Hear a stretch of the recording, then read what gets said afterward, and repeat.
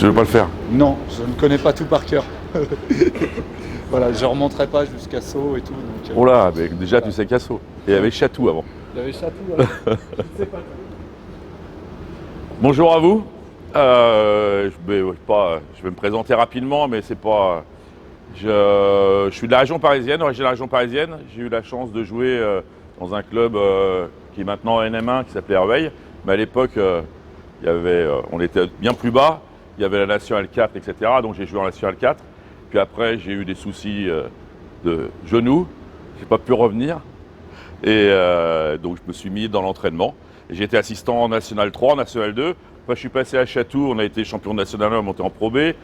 Après, je suis parti à Sceaux, etc. Ensuite, Montpellier, où j'ai connu le papa de certains garçons. Et ensuite, je suis venu au Mans. Voilà. Et après le Mans, donc c'est à la fin des années 90, j'ai fait pendant 4 ans entraîneur national à la fédération, avec en charge la sortie du centre fédéral. Et aussi, j'étais assistant sur les équipes de France. J'ai fait 2 championnats d'Europe en tant que scout pour 99 et 2001 en France et en Turquie. Et puis après, le terrain me manquait parce qu'à la fédération, on n'a pas l'habitude d'être sur le terrain tous les jours. Et moi, j'aime bien avoir le parquet sous les pieds. Et donc, je suis revenu en club. J'étais à Chalon, Strasbourg, Dijon, Villeurbanne. Et là, donc, je suis à Monaco aujourd'hui. Voilà. J'ai eu des missions donc diverses et variées. J'ai eu les centres de formation. Pour commencer, j'avais eu les cadets à Montpellier. Après, j'ai eu les espoirs au Mans. J'ai eu les espoirs à Dijon aussi. Et j'ai fait beaucoup d'assistanat aussi. Voilà, beaucoup d'assistanat dans la préparation des matchs. Et également aussi dans tout ce qui est travail de préparation de l'échauffement, l'entraînement, etc. Puisque les coachs, et on en parlera un petit peu après, ont plutôt l'habitude de vouloir faire jouer que de vouloir apprendre. Au haut niveau, je parle. Hein. Donc il y a des missions bien différentes entre les missions de formation et les missions de performance. Et c'est pour ça que mon intervention aujourd'hui va vous parler j'ai voulu intervenir sur les spacing et les timings, qui sont pour moi des fondamentaux qui sont quand même relativement délaissés, notamment dans la formation, mais aussi vers le haut niveau. Cet été, il faut revenir avant l'été. L'année dernière, donc j'avais les espoirs de Monaco. On avait une équipe très faible, mais ça m'a permis d'observer plutôt bien tous nos adversaires. Le champion de France, c'était Pau, avec un joueur qui s'appelait Elio Kobo, qui a dominé le championnat pour moi, qui était vraiment très très impressionnant et qui a été pour moi le meilleur joueur du championnat, même si c'est pas lui qui a été élu. Et puis pendant l'été, il est sélectionné en équipe de France U20 avec Jean-Aimé Toupane pour les championnats d'Europe. Et je me dis, bon, ils ont une grosse équipe quand même. Il y a Eliezer Vanero, etc. Enfin, il y avait pas mal de vrais bons joueurs. Et puis, ils sont battus pour la dernière place. Ils ont failli descendre. Et ça, c'était une surprise. Et donc, sur YouTube, je vous engage à aller voir les matchs. Et vous allez voir collectivement, c'était une catastrophe. Catastrophe. Pas à cause du coach. Je pense vraiment pas que c'est à cause du coach. Je pense que vraiment, c'est par rapport à notre formation globale à nous. Et c'est mes 20 ans d'expérience qui m'ont fait à un moment donné prendre conscience de ça. Alors j'en ai pas forcément pris conscience avant. Et je pense que c'est important le discours avant de venir sur le terrain. Elio Kobo à Pau, il revient à Pau cette année, il est intégré dans le système pro et ça marche très très bien. Ça marche très très bien parce qu'il connaît les systèmes de jeu. Pau, ça fait longtemps qu'il travaille sur les mêmes principes, donc il récite. Et il est un bon joueur. Dès qu'il est sorti de son contexte, ça redevient un joueur lambda. Alors, on compense par les qualités athlétiques, ça reste un bon joueur, mais dans le jeu collectif, il n'y a plus de basket qui est proposé. Et ça me choque. Ça me choque parce qu'on travaille les fondamentaux. Donc les fondamentaux qui sont... pour moi, la définition des fondamentaux, c'est quelque chose qui a un caractère essentiel et déterminant par rapport à d'autres choses. Donc les 3 fondamentaux qu'on travaille quand on est entraîneur de jeunes, c'est comment ? Tir, passe, dribble. Ouais, moi je préfère passe d'abord, parce qu'on passe la balle pour progresser, on tire pour marquer, et on dribble. Normalement, on doit dribbler uniquement pour quand on est en difficulté. Et on a tendance aujourd'hui à confondre, à inverser, on fait d'abord le dribble, on fait le tir et après on fait la passe. Alors pour moi, le basket, c'est d'abord un jeu de passe. Ça, c'est la première, pour moi, le premier des fondamentaux. Et puis après, une fois qu'on maîtrise à peu près ça, et ces fondamentaux-là, on doit les répéter tous les jours. Alors, bon, vous entraînerez pas tous les jours au début, peut-être, ou vous entraînez pas tous les jours. Mais à chaque séance, pour moi, c'est important d'insister sur la maîtrise du ballon, la qualité de la passe et le tir. Si vous ne travaillez pas ces fondamentaux-là à chaque fois que vous avez votre groupe, vous vous trompez. Voilà. Et ensuite, on arrive dans la performance. Et pour moi, ça, c'est une catastrophe. Voilà. Quand je vois ça, là, champion départemental U13, excellent féminin, peu importe, hein, ou U20 masculin, pour moi, c'est une catastrophe. Parce qu'on ne cherche pas à former, on cherche à gagner. Et donc, une fois que le gamin, il s'est dribblé, une fois qu'il s'est un peu passé et une fois qu'il s'est tiré, on met la 1, la 2, la 3, corne, point, tête, tout ce que vous voulez, mais on n'est plus dans la formation. Et pour moi, ça, c'est vraiment dommage. Parce qu'on n'apprend plus aux joueurs à jouer, on leur apprend à réciter. Et même pas, au-delà de réciter, même pas lire. Parce qu'on leur apprendrait à lire aussi la défense et pouvoir répondre à une question, mais on ne leur apprend pas ça. On leur apprend uniquement à jouer et à performer. Et quand le gamin est sorti de son contexte, qu'il va à un niveau plus fort, il ne sait plus jouer du tout. Et on n'a pas les fondamentaux communs pour pouvoir faire progresser nos joueurs. Alors, j'ai eu la chance de travailler avec des entraîneurs de renom, parce que j'ai bossé avec Alain Weiss pendant plus d'une dizaine d'années. J'ai bossé avec des coachs formateurs aussi, dont un qui, à mon avis, ça lui coûte sa carrière en garçon en tout cas, alors qu'il a réussi en fille, c'est Pierre Vincent. Pierre Vincent, il travaille beaucoup sur les fondamentaux pré-collectifs déjà, mais il n'est pas dans la performance. Il est dans l'exécution et dans la lecture de ce qui se passe sur le terrain. Et ce coach-là, il s'est fait virer à Villeurbanne, il vient de se faire virer à Orléans. Alors vous allez me dire, à Bourges, il a fait une grande carrière et tout ça. Oui, mais bon, moi je connais mal le basket féminin, et ma référence, c'est le basket masculin. Et aujourd'hui, dans le basket masculin, on lui a reproché de ne pas avoir de performance. Et on lui a reproché, alors que lui, il travaille sur le long terme, et les dirigeants demandent à ce qu'on travaille sur le court terme. Et puis, donc, depuis 2 ans, je suis à Monaco, et j'ai la chance de travailler avec un staff serbe, d'origine serbe. Enfin, il y a un monténégrin, puisque Zvezda Mitrovic est monténégrin, et derrière, il y a 2 assistants serbes. Et je travaille avec un entraîneur qui a été entraîneur de l'équipe cadet de Serbie quand même, donc il connaît bien son truc. Et on discute beaucoup ensemble. Et il dit, vous n'êtes pas dans la répétition. Alors, je dis oui, mais nous, dans notre formation, on nous dit qu'il faut que ça soit ludique, on nous dit qu'il faut que ça soit varié, etc. Et je vous assure que lui, tous les jours, il fait faire la même chose à tout le monde. Hein. Il entraîne, alors vous allez rire, mais il entraîne le président, le fils du président, il entraîne le fils du ministre aussi qui vient, il entraîne certains joueurs professionnels quand ils sont en réathlétisation, il fait toute la partie fondamentaux sur les espoirs, il intervient aussi sur le groupe des Benjamins, et il fait tous les jours la même chose. Tous les jours la même chose. Alors il amène quelques variantes, je dois vous l'avouer, mais il fait tous les jours la même chose au niveau des maniements de ballon, au niveau des passes, etc. Et les joueurs progressent. Les joueurs progressent. Il faut réussir à varier un peu la façon dont vous les présentez, l'exigence que vous avez, et derrière, je vous assure que ça marche, et que les gamins que nous on a un meilleur groupe que l'année dernière, mais nos gamins ils progressent. Et nous on avait un projet sur 3 ans, parce qu'on n'a pris que des espoirs qui sont première année, voire des cadets, et le groupe progresse alors qu'on ne fait pas de système de jeu. Enfin, on fait des systèmes de jeu, c'est pas vrai. On fait des systèmes de jeu, il y a 3 systèmes fermés, et après il y a 3 systèmes ouverts. Ce que j'appelle système ouvert, c'est des continuités. Et où on travaille uniquement, il y a une entrée, et après on travaille dans les spacings et dans les timings.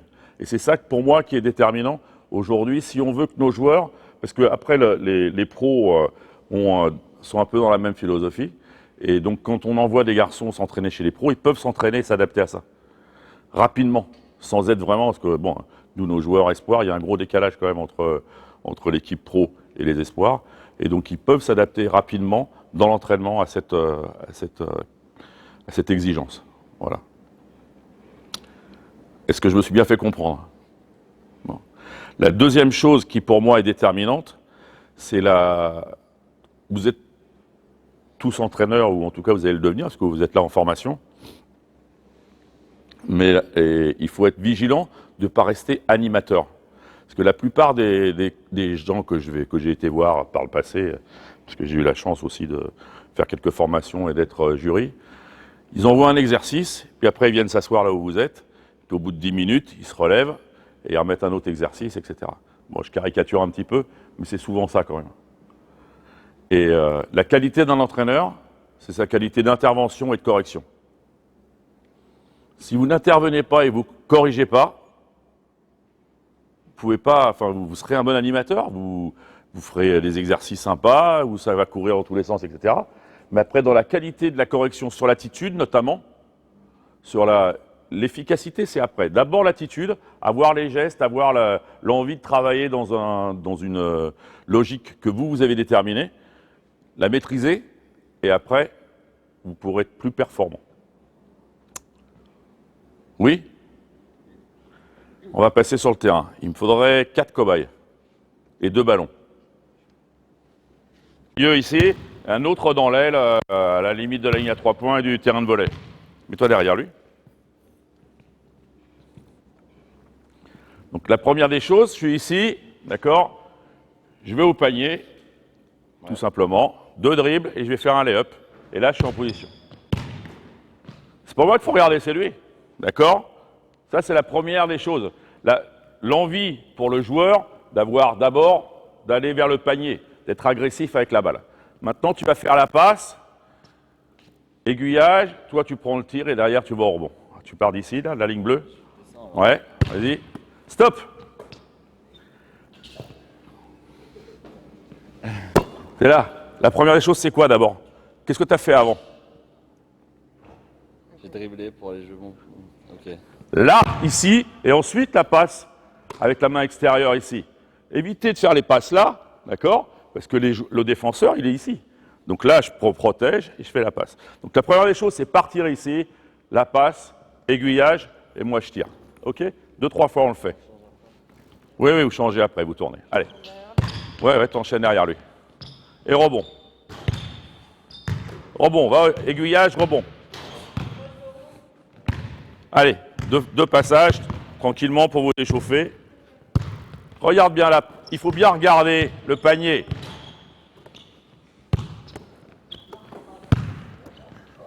Stop.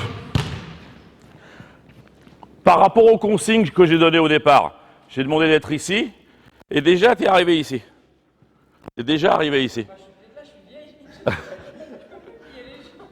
C'est pas un souci, d'accord? Mais en tout cas, respectez les spacings par rapport à ce qu'on a demandé. Déjà, dès le départ, vous êtes... Déjà, je ne regarde pas la cible. Ensuite, on commence ici, on termine là. Et c'est exactement pareil chez les gamins. Hein, d'accord? C'est là la correction qu'il faut apporter. C'est là l'exigence que vous devez avoir. Parce qu'à un moment donné, on se laisse griser par « ouais, ça se passe bien et tout. Ouais. » Ça y est, j'ai plus à corriger sur la passe. Il regarde devant et tout ça. Et bien derrière, on se décale et au fur et à mesure, on n'est plus dans le spacing déjà. Allez.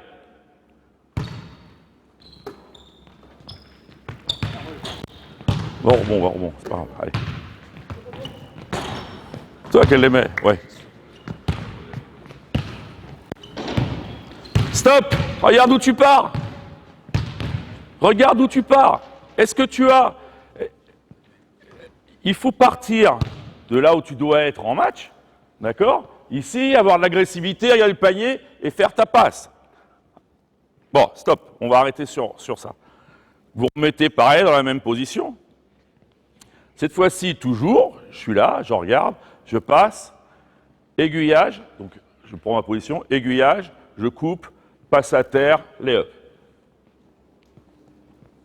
Allez. Stop. Et oui, et c'est ça aussi. Je parais chiant, mais si vous n'êtes pas chiant, vos gamins, ils ne progresseront pas. Qu'est-ce que tu as? Vas-y, redonne-lui la balle. Et oui, la première des choses, c'est là, l'attitude, être prêt pour tirer. Mon joueur arrive, bim, je passe à terre. Allez.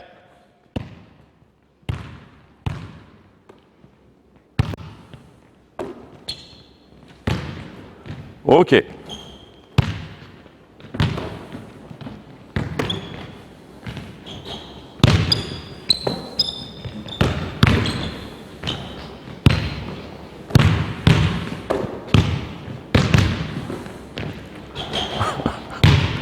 Allez, encore une fois.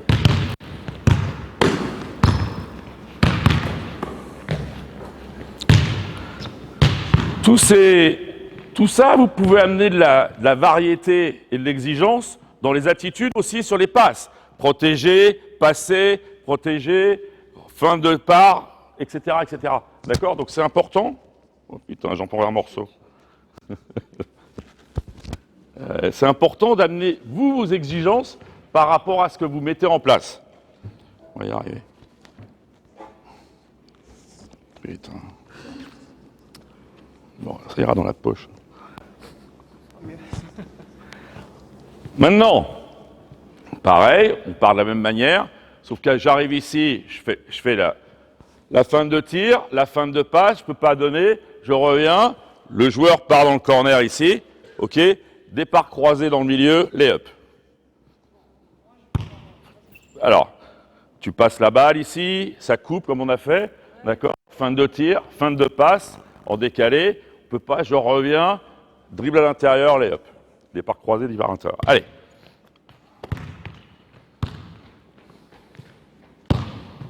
Voilà. Va bien dans le corner aussi. Hein. Allez. Stop. Tu regardes pas, tu regardes par terre. C'est ça qu'il faut tout le temps corriger. D'accord? Ça, c'est une attitude qui va être globale tout le temps. Que ça soit sur le système 1, 2, 3, 4, 5, corne, tête, ce que je veux, transition, il faut toujours regarder, lever la tête, regarder la balle et faire la passe. Allez. Aiguillage, oui, on revient. Après la fin de tir, de passe par remontée, faites bien le défenseur, départ croisé.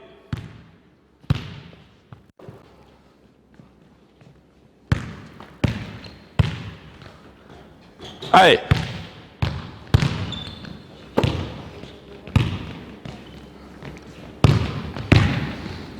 Travaillez, encore une fois, tu es là, ici. Non, soyez exigeants sur la qualité. Là, venez, feintez, revenez, repartez. OK? Allez. Oui, fin de tir, dribble, oui. Ah oui. Allez, allez, encore une fois. C'est bien, oui, oui, non, mais heureusement, hein.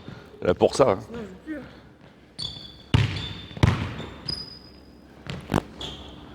Allez, une dernière fois.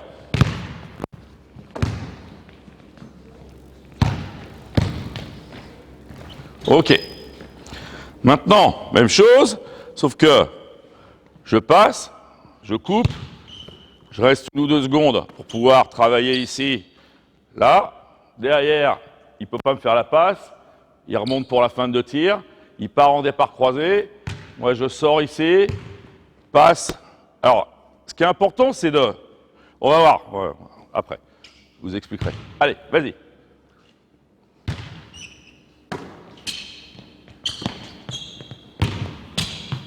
Ok, c'est pas mal.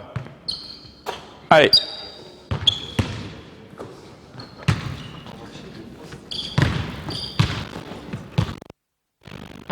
Encore. Travaillez bien dans les spacings, soyez aux bons endroits. Restez sur la ligne de fond. Ouais. C'est mieux dans l'attitude de regarder le panier. Encore.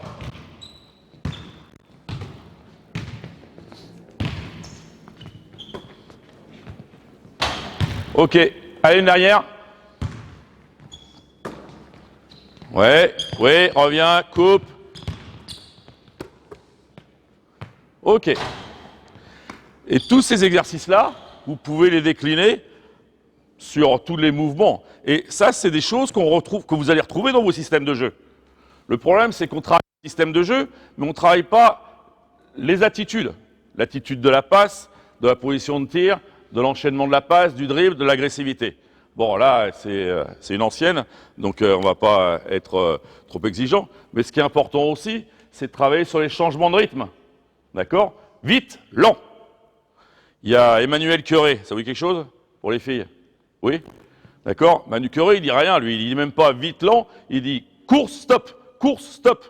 Voilà. Donc c'est important de travailler aussi. C'est-à-dire qu'une fois ici qu'on est dans la passe, vite, je viens là. OK? Une fois que j'ai de la... Vite, je pars sur mon premier pas. Je m'arrête, vite, je fais la passe. C'est course, arrêt, tout le temps. Moi, je suis plutôt pour des changements de rythme sur les garçons que après, bon.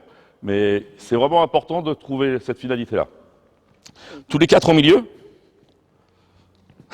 Eh, c'est pas fini, non, mais bon.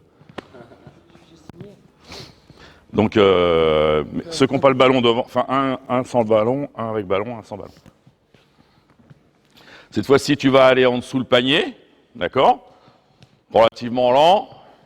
Ici, arrêt, tu regardes le ballon et tu sors vite dans l'aile, passe, tire. Tu peux tirer à 2 points, hein, je te rassure. Ah bah j'ai pas de choix, de toute façon. De toute façon, c'est la ligne des pointillés pour toi, non? Non, mais ça fait longtemps. Mais... Oh, pardon. Allez, tu choisis un côté, ouais.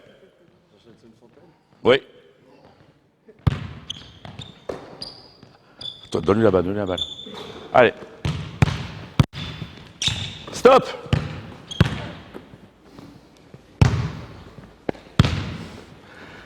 Et je vais être casse-pied parce que c'est là-dessus que c'est important. D'accord? C'est si je fais un dribble, regarde, et ici la passe. Et l'importance du timing aussi, de la donner au bon moment, au bon endroit. Allez. Vite! Allez. Stop! Pourquoi? Qu'est-ce qu'il y a? Pourquoi je t'arrête? Parce que je me suis arrêté. Non, il y a ça, mais il n'y a pas que ça. Elle est là. Tu fais la passe comme ça. Tu la donnes à ton défenseur, la balle. Oui, oui, c'est sûr.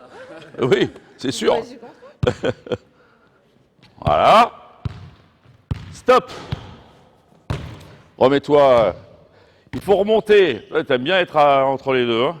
Ben non, normalement, je suis ici. Oui, moi j'aime bien que tu sois là. Moi entraîneur, le joueur il s'adapte à l'entraîneur et pas l'inverse.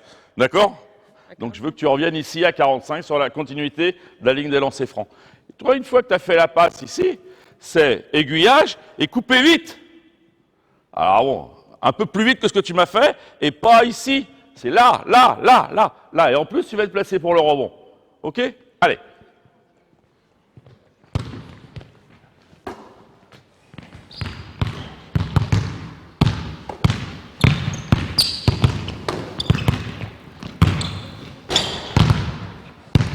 Stop! Et changez de côté, vous allez vous envoyer les balles dans les têtes. Et comme ça me permettra de voir si vous faites les passes main gauche. Allez, accélération, oui, aiguillage, rebond, c'est pas mal. Encore. Et alors? Remontez dans les spacings qu'on a demandé. Accélération, vite!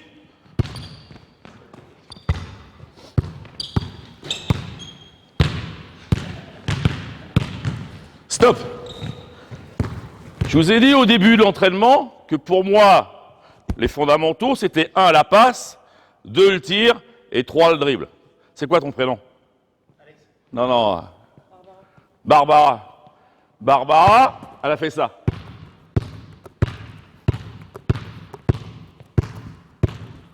Et après, elle a fait la passe. J'engueule mes petites en plus quand t'es là. Alors, moi je t'engueule pas, mais c'est des choses importantes. C'est-à-dire que ce dribble... Mais 10 heures à se démarquer. Eh oui, mais t'attends. Et si tu fais un dribble, le dribble, il doit être là pour pouvoir aller vers le panier et ensuite faire ta passe. Allez. Regarde le panier quand tu fais le dribble pour aller vers le panier, pas sur place. Le dribble, on a appelé ça dans l'ancien temps le dribble de progression.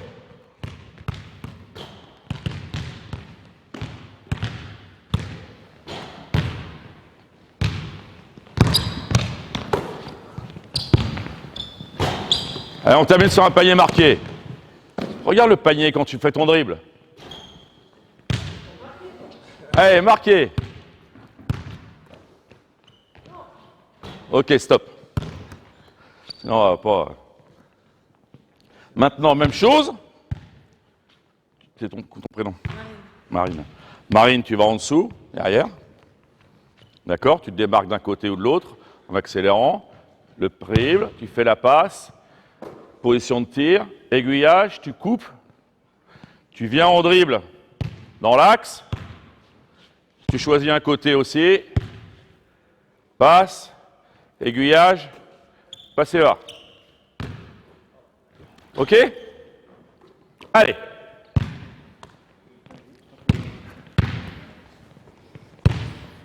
On enchaîne à deux, non? Comment? On va enchaîner tous les deux, non? Oui, on a besoin pas de 50 ballons. Si vous travaillez à deux, là. Ouais. Tu donnes la balle derrière à Barbara. Oui, aiguillage, passe et va. OK, allez. Ça va venir. Ouais. Là, tu sors, le dribble, oui, aiguillage, coupé, tu remontes, en dribble, passe, aiguillage, c'est ça. Allez.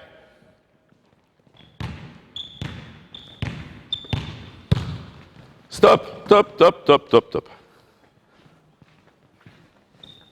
Là, je regarde et après, je fais la passe. Le panier, toujours, l'obsession du panier. Allez. Oui. Attention à l'aiguillage, il ne faut pas l'oublier. Oui. Avec la main gauche.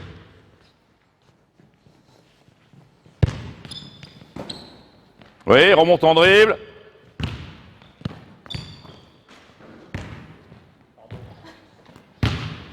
Allez, ça marche, on continue.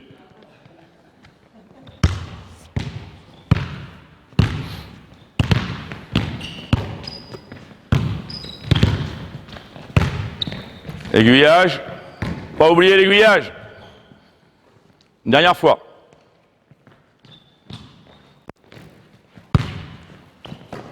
L'aiguillage, Barbara.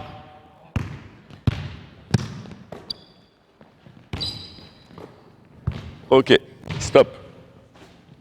Maintenant, pareil, d'accord, le joueur se démarque, il choisit un côté, on lui passe la balle, aiguillage, il coupe, on vient en dribble ici, ça ressort, on passe, on va dans l'angle là-bas, dribble, ce qu'on avait fait tout à l'heure sur le dur, et après tir extérieur. Ça marche? Allez. Allez, celui qui est devant, tu sens la balle. Là. Regarde le panier, c'est ça. Fixation, passe, on dribble, ressort, passe, aiguillage, dribble croisé, arrêt, passe. OK, stop. Juste une chose par rapport à la passe. Ça c'est à l'OGC Nice, à l'AS Monaco au football, où les passes de footballeurs, elles sont comme ça, les touches, d'accord? Là, vous arrêtez ici. Là, passe avec une main. Passe avec cette main-là, si tu veux, à la rigueur, mais pas les touches de football. Hier, on a joué avec mes espoirs en Coupe de France. Mes grands, ils sont tous là à vouloir faire les touches de football. Alors, c'est pas faute de leur dire, mais bon, les mauvaises habitudes ont été prises et on a perdu au moins 5-6 ballons rien que sur ces passes-là. Allez.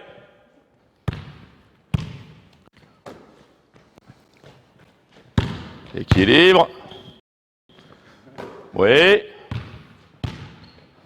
Arrête-toi bien. Là, si tu es arrêté simultané, poum, passe. D'accord? Ou passe avec la main gauche si vous pouvez. C'est mieux. Allez.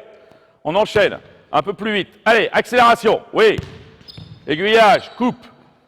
Remonte. Équilibre. Oui. Ça, aiguillage. Coupe. Fin de tir. Arrête-toi. Fais sauter. Passe. Allez.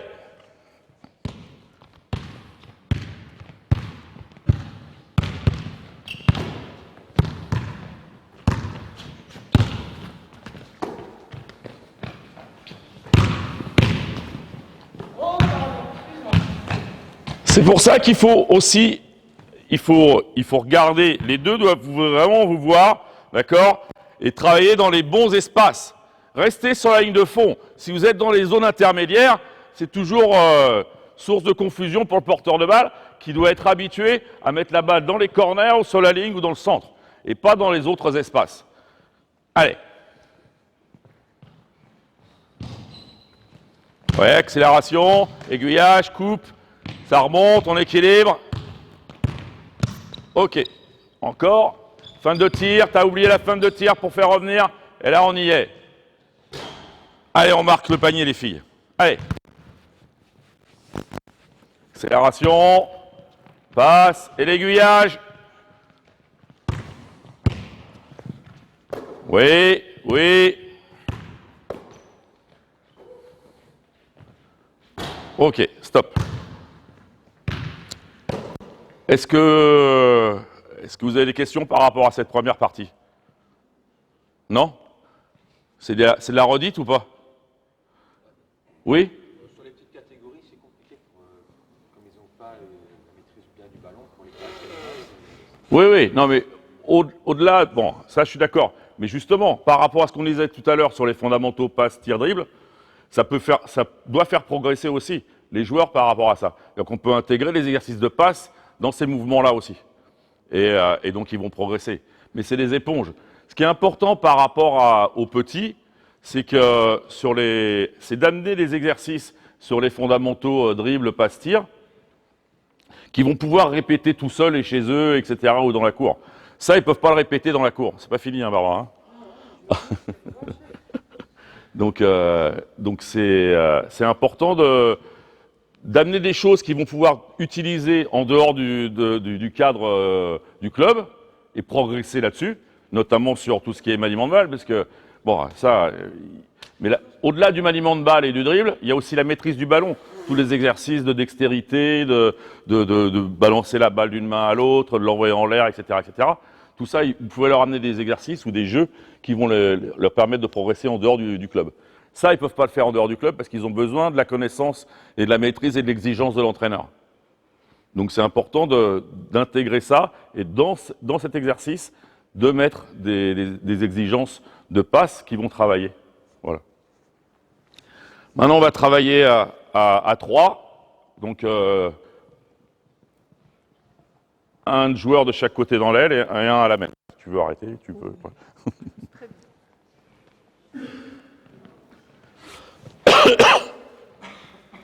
Cette fois-ci, on passe à 3 au lieu de 2.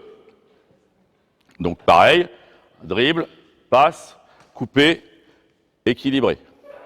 D'accord ? Donc là, ce qui est important, c'est toujours la même chose. Ici, je dribble, je fais la passe, aiguillage, je coupe, je viens en dessous le panier ici. Là, aiguillage, je remonte. OK ? Et moi, je suis ici, je vois ce qui se passe. J'ai mon joueur qui a la balle là, j'ai mon coéquipier. Donc je vais aller où ? Oui. Non, heureusement. Allez. Stop ! Il y a une chose que je n'ai pas dite. Et évidemment, vous avez parce que si je défends, voilà, c'est le démarquage. Alors bon, comme c'est de bonne heure et que vous n'êtes pas trop en forme, je ne vais pas vous demander de venir vous démarquer jusqu'ici, mais normalement c'est jusqu'ici qu'il faut se démarquer. Parce que tous, vous êtes tous des feignants quand vous êtes joueurs. Et j'ai été joueur aussi, et là j'ai été feignant. Et bon, des fois je ne suis pas bien courageux comme entraîneur, mais ce matin ça va.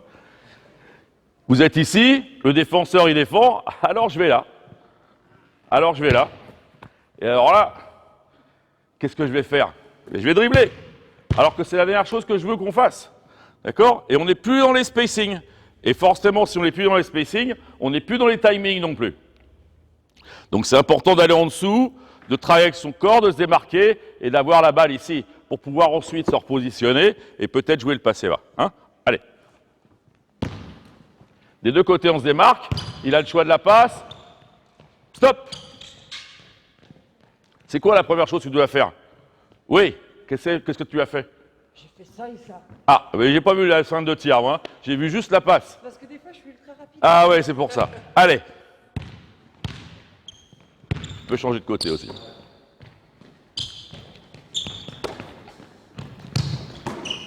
Ouais. Pourquoi pas ? C'est ça. Allez.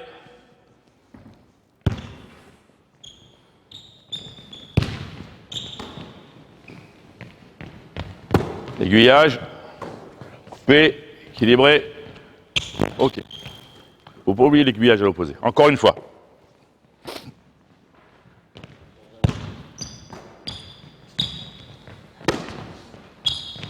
Aiguillage, coupé. Aiguillage.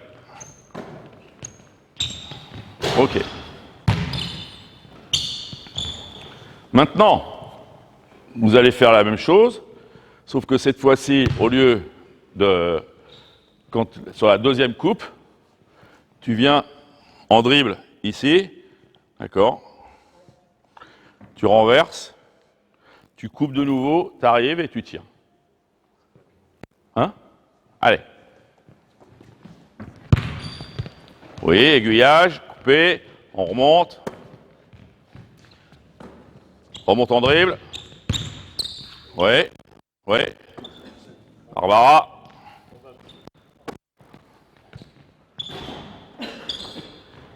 Pareil sur l'exigence des fondamentaux. Alors, il y a plein d'écoles qui sont diverses et variées. Il y a des joueurs qui arrivent, moi j'en ai un dans mon équipe, il ne peut pas mettre son pied d'appui ici, prendre la balle et tirer ici. Il est obligé de venir à chaque fois en appui simultané. Ce qui me choque pas plus que ça, mais pour moi, dans ce qu'on essaye d'enseigner, c'est toujours d'arriver face au panier, d'avoir le pied intérieur ici, pour pouvoir feinter le tir, derrière voir qu'est-ce qui se passe, et derrière enchaîner le dribble. Parce qu'on travaille aussi, on a la chance d'avoir un joueur américain qui s'appelle Nick Kenner-Medley, qui a une technique de tir. Il a toujours sur le départ direct, et quand il revient, il tire. Il est très efficace là-dessus. Et je me suis aperçu qu'avec certains joueurs, c'était beaucoup plus facile aussi dans la stabilité du tir de pouvoir avoir ça. Donc on l'a intégré dans nos exercices de fondamentaux de spacing sur des choses comme ça, où le joueur arrive ici, donc sur le pied intérieur, ici, fin de départ direct, il revient, il est stabilisé, et là il peut tirer. Ok? On essaye de faire ça? Allez.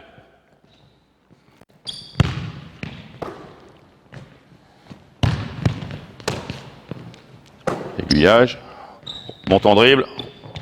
Ouais, c'est bon, c'est pas grave. On le fera sur le second, c'est pas grave. Là, vas-y, transfert, remonte en dribble.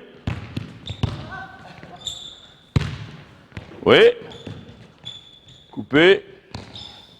Viens là, viens là, viens là. Ok, autant pour moi. Allez, c'est ça, fin de départ direct.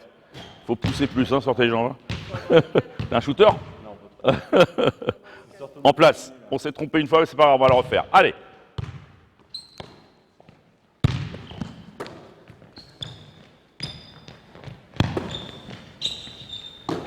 Ouais. Et Barbara.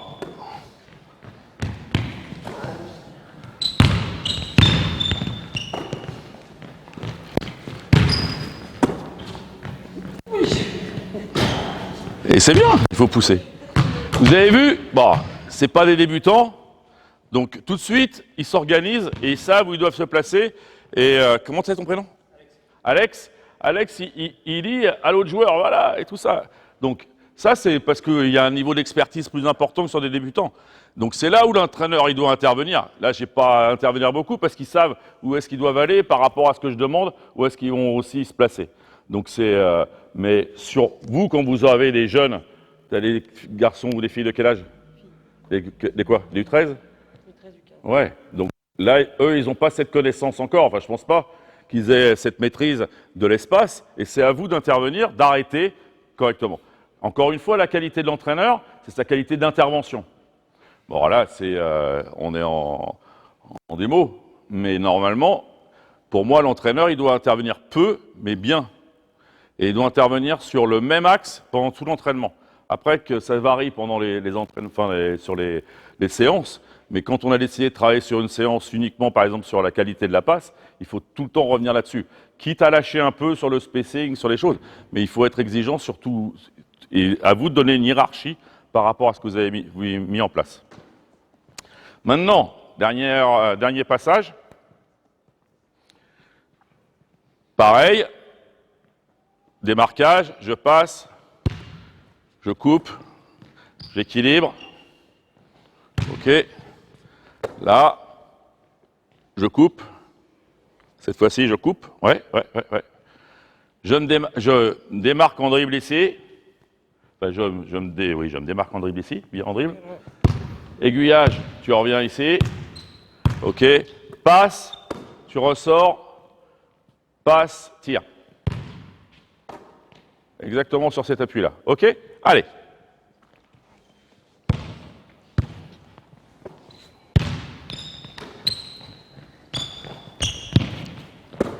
Stop.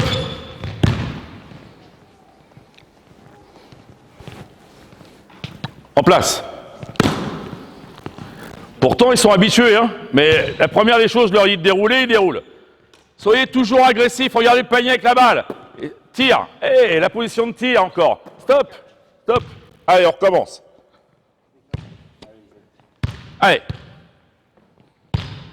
Oui, aiguillage. L'aiguillage un peu mieux que ça. Ok, l'aiguillage, il n'y est pas. Dégale-toi. Ok, décale-toi. Oui, on monte. Passe. C'est ça, c'est bien. Bon rythme. Et panier, comme par hasard. Allez, encore une fois.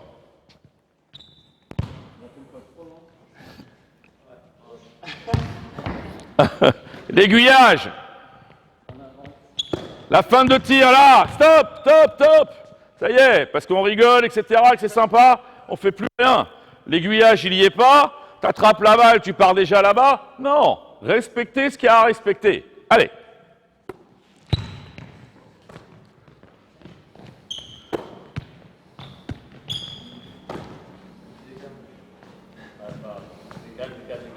Allez.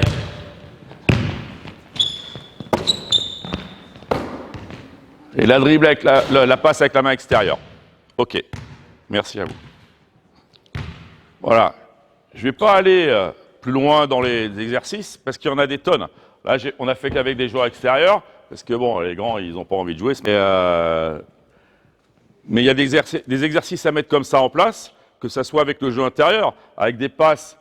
Le joueur intérieur qui se démarque sur la ligne de fond, on lui passe la balle, derrière on coupe par rapport à ce que vous avez envie aussi, d'accord? C'est pas uniquement par rapport à couper sur la ligne de fond ou couper au milieu, etc. Donc c'est à vous de mettre en place les exercices, et ces exercices-là, ils sont en fonction, alors pas pour les petites catégories, mais s'il y en a qui entraînent des seniors ou pas loin des seniors?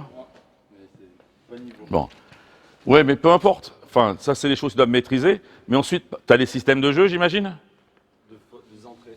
Ouais, mais c'est important de travailler aux entraînements, de travailler par rapport à ce que vous voulez aussi réaliser en match. C'est-à-dire par rapport aux entrées sur, par exemple, nous, on a un mouvement où on rentre en 1-4 avec UCL et cut. Bon, c'est des choses qu'on fait régulièrement, au moins 3 ou 4 fois par semaine, ça. Voilà. Et pour habituer à travailler dans le spacing, que ça soit automatique et qu'on ne soit plus, comment dire, perturbé par la balle. C'est-à-dire qu'on doit juste savoir que quand j'attrape la balle, je suis en position de tir et je n'ai pas besoin de m'occuper du ballon. J'ai en position de tir, je regarde mon copain qui coupe, etc. Et c'est important de l'intégrer dans vos systèmes de jeu. Ou dans vos formes de jeu plutôt que vos systèmes, puisque sur les jeunes, pour moi, c'est des formes comme ça. Qu'est-ce que je voulais vous dire aussi? Oui. Donc, ce qui me semble intéressant par rapport aux jeunes, c'est, bon, les Américains ont introduit ça il y a belle lurette sur les flex, d'accord? Flex, ou des formes en continuité, où on a une entrée, et puis derrière ça déroule, avec des mouvements qui reviennent toujours sur des transferts de balles, jeu à deux, la balle elle retransfère le côté, on rejoue à deux, etc. Voilà. Pour ma part, j'ai fini, je suis ouvert à vos questions. Les gamins, ils réagiront, vous pensez à ça? Parce que moi, ce que j'ai peur, c'est que sur ce type d'exercice, ouais, en U20, les gars qui sont en KD France, ok, mais moi, mes petites catégories, mes U15, si je leur fais faire ça le samedi, ils vont répéter?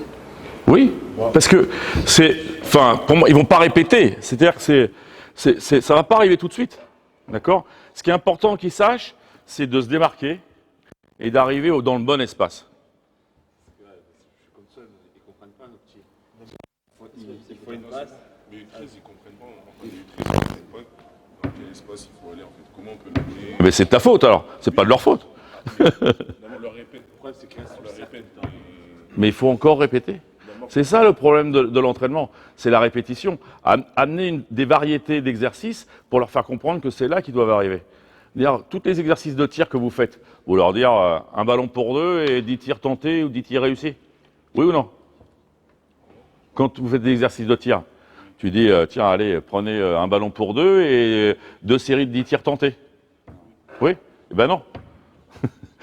il faut leur donner, alors je ne sais pas si c'est des petits, mais leur délimiter un espace ou leur donner un repère sur le terrain, être vigilant à ce qu'ils respectent cet espace, tout le temps.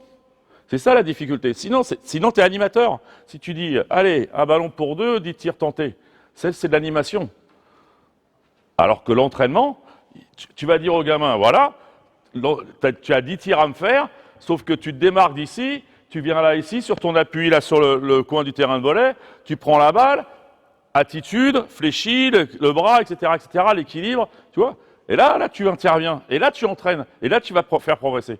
Alors que si tu dis, prenez un ballon pour 2 et puis faites-moi 10 tirs, voilà, les gamins, ils vont s'amuser, hein. Mais je ne suis pas sûr qu'ils progressent. Ils vont progresser, mais pas aussi vite que si toi, tu interviens. Non, moi je suis persuadé que ça marche parce que je le fais même avec U11 et franchement ils le font et même à 5. Ça, Oui, bien sûr, l'objectif c'est d'arriver à 5. Ouais. J'y arrive. Franchement, si tu fais. Moi depuis le début, en fait, déjà il y a les 4 coins, enfin les 5 coins, voilà, les 0 degrés ici. Ouais, tu les mets en fer à cheval, passer, couper, équilibrer. Ils arrivent à le faire à 5. Ouais. Au départ, pas du tout, et après ils s'habituent, et après en match ça devient automatique. Le problème, c'est qu'ils restent trop sous le cercle.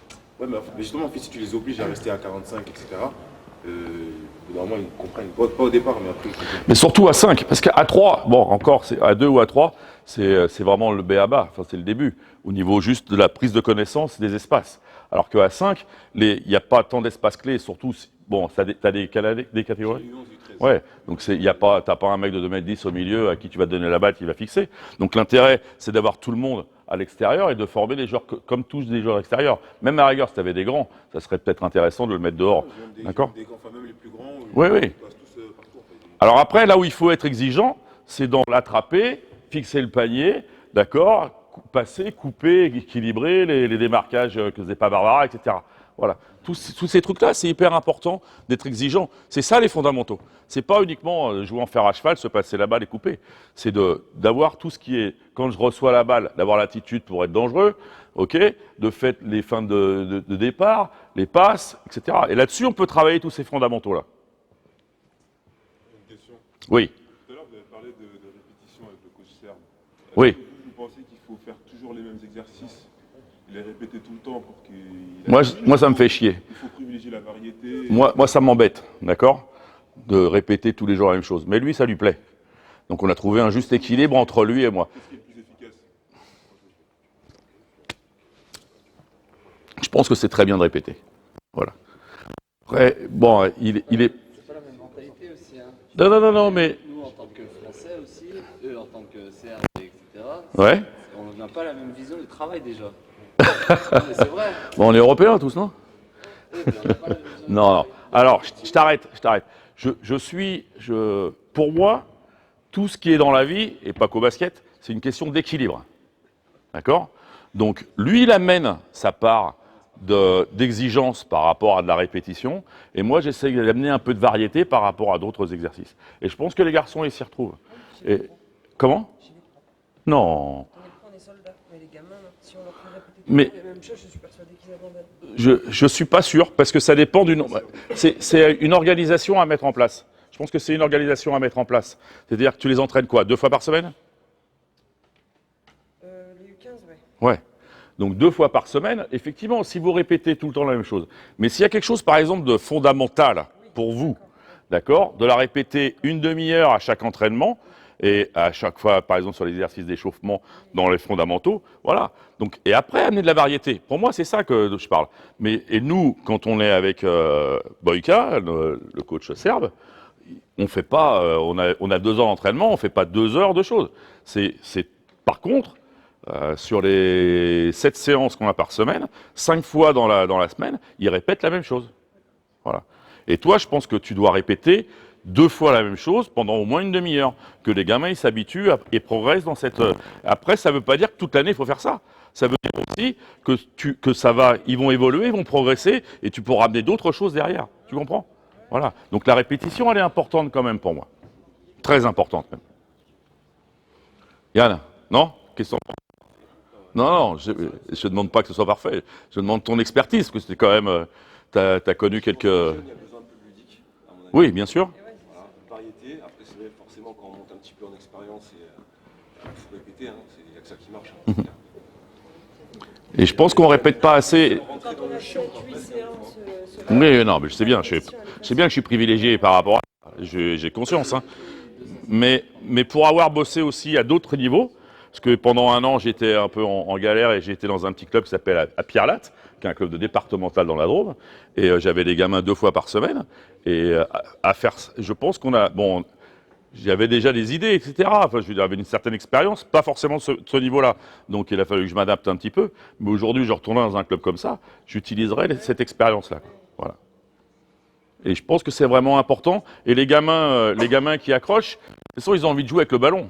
Donc, si vous leur amenez des fondamentaux, par exemple, nous, on fait des exercices avec 2... Alors, on a la chance d'avoir 40 ballons aussi pour 12 ou 15 joueurs. Donc, c'est vrai que c'est un peu plus facile. Mais on a tout un tas d'exercices avec 2 ballons, etc., etc. Mais même avec un seul, vous avez au moins un ballon par gamin. Donc, au niveau de la dextérité, de la facilité, de l'aisance avec le ballon, de la qualité de passe et tout ça, vous avez des moyens de travailler et d'amener des fondamentaux comme ça pour ensuite passer sur des fondamentaux... pré-collectif, parce que c'est, même avant de parler du jeu à 2 ou à 3, ça c'est du pré-collectif pour moi qui est déterminant si vous voulez ensuite même mettre des formes de jeu. Effectivement, j'ai vu un truc une fois qui disait qu'effectivement répéter les mêmes choses, c'était des fois plus intéressant que de changer toutes les semaines d'exercice. J'avais vu ça. Oui, alors il y a tout et son contraire. Il y a j'ai eu la chance. Non, mais il est bien, je vais lui mettre une bonne note à lui. Hein. Non, mais. Par exemple, aux États-Unis, j'ai eu la chance d'aller à Duke en 1988. Vous n'étiez pas né, peut-être certains, mais bon, peu importe. Et on a passé 3 jours à Duke et on a discuté avec Krzyzewski. Et lui, donc, il met en place des exercices. Alors au début de l'année, ça balbutie un petit peu. Et puis après, au bout d'un mois, il les met tous ligne de fond, il fait exercice bleu, boum, les mecs ils se mettent en place, c'est parti, tout ça. Voilà, exercice rouge, et c'est reparti, etc. Et tous les lundis, ils faisaient le même entraînement, tous les mardis le même entraînement, tous les mercredis le même entraînement, etc. etc.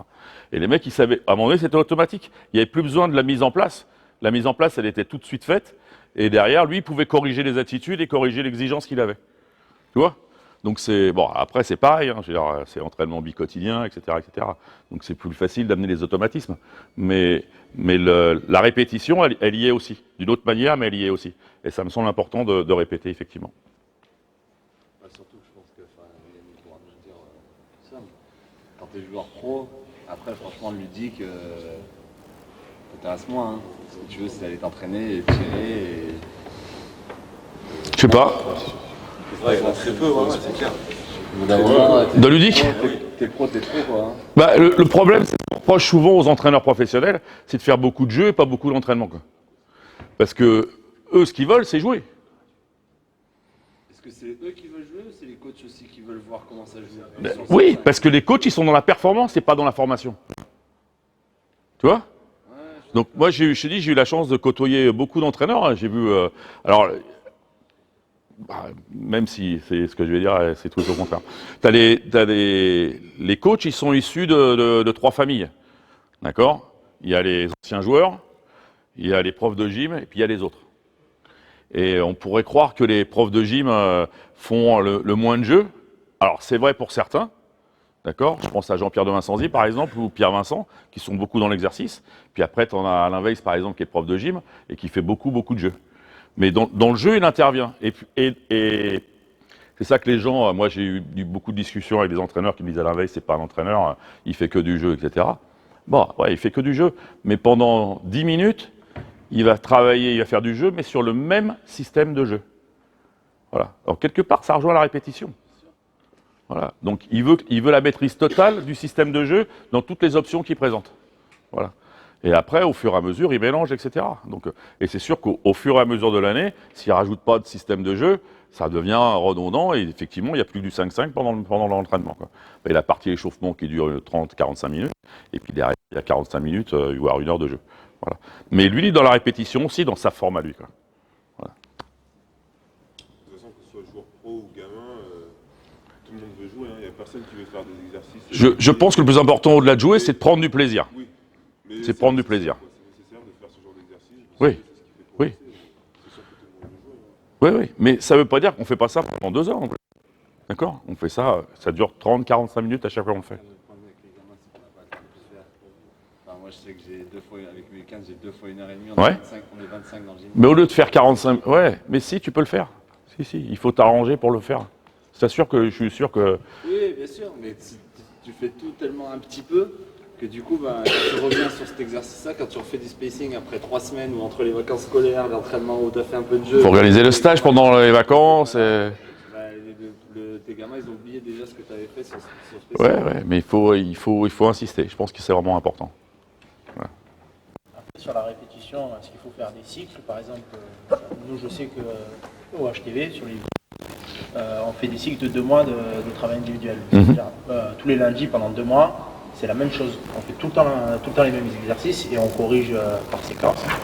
Et au bout de 2 mois, on part sur un nouveau cycle de travail individuel. Ou sinon, il faut garder tout le temps le même exercice pendant toute l'année ou faut voir... Non, non. C'est aussi votre sensibilité que vous devez amener dans l'entraînement. C'est-à-dire que moi, j'ai travaillé avec un coach qui avait derrière Philippe Hervé. Philippe Hervé qui avait été en finale de la coupe, je sais pas quoi, l'Eurocoupe, etc., qui avait marqué Chalon-sur-Saône, etc. Et donc c'est un ancien joueur à lui qui prend l'équipe, qui me demande d'être son assistant, et il fait du Philippe Hervé, mais sans amener de lui-même. D'accord? Alors, en plus, dans l'équipe, il y avait des joueurs qui avaient été coachés par Philippe Hervé, donc autant vous dire qu'il a fait une pâle copie de ce que faisait Philippe Hervé, et donc du coup, au bout de 3 mois, il s'est fait virer. Et on s'est tous retrouvés dans la mouise. Et il y a un autre entraîneur qui est arrivé avec son truc à lui et qui s'est fait virer aussi parce que c'était pas le bon. Mais après, il y en a un troisième qui est arrivé et qui a été le bon. Voilà. Et alors que le coach, le premier coach qui s'est fait virer, après, il est parti dans d'autres clubs et il a bien marché. Parce qu'il a compris qu'il fallait qu'il amène de lui-même, que ça suffisait pas de copier un coach et de dire voilà, il a dit qu'il fallait mettre le pied là, alors vous allez mettre le pied là. Non, si vous n'avez pas la sensibilité de votre philosophie, ça ne peut pas marcher. Alors vous pouvez vous inspirer de Mitrovic, de Monclar, de Beugnot, de Weiss, de Vincenzi, de Pierre Vincent, je sais pas, de Maury, hein? Oui, mais de n'importe qui. Mais il faut amener de vous-même. Si vous n'aviez pas de vous-même, ça ne marchera pas. Voilà. À mon sens. Hein.